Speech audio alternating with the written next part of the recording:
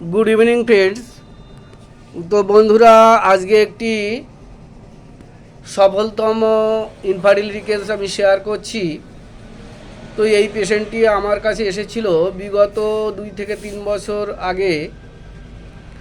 তো ওরা আজকে আমার চেম্বারে এসে হাজির হয়েছে ওদের বাচ্চাকে সঙ্গে নিয়ে। এই দম্পতির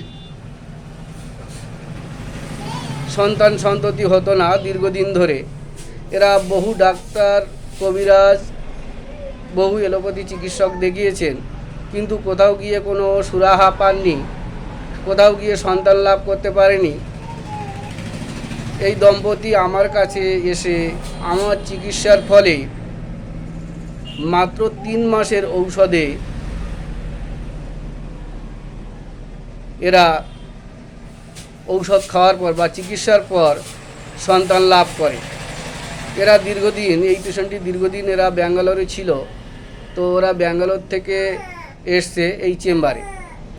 তো আমি সরাসরি পেশেন্টের কাছ থেকে শুনে নেব যে ওরা কোন কোন ডাক্তার দেখিয়েছিল এবং দীর্ঘ ডাক্তার দেখানোর ফলে যে কোনো ফল লাভ হয়নি সে কথাও শুনে নেব, এবং আমার কাছ থেকে কত মাস চিকিৎসা হয়েছে বা কতদিন চিকিৎসার পরে সন্তান লাভ হয়েছে তাও আমি জেনে নেব বা বন্ধুদেরকে শেয়ার করব বা শোনাবো।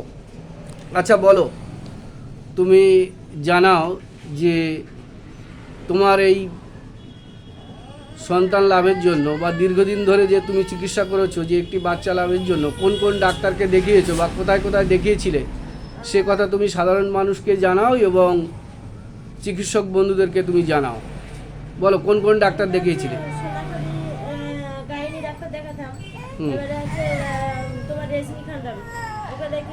রেশমি খান্ডালাকে দেখিয়েছো সোনাখালি, সেখানে কোনো কিছু হয়নি।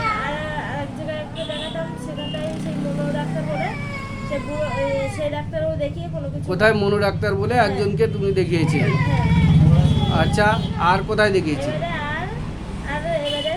নিপাদে। আর কোন কোন ডাক্তার? বলো বলো বলো, তুমি বলো। তারপরে 3-4 বছর বাচ্চা হচ্ছিল, তাই এখানে আসলাম। এখানে এসে তারপর সবকিছু 3 মাস ওষুধ খেলাম, খেয়ে আর সবকিছু ঠিক হয়ে গেল। 3 মাস ঔষধ খাওয়ার পরে তুমি তারপরে তোমার প্রেগন্যান্সি এলো, তাই তো?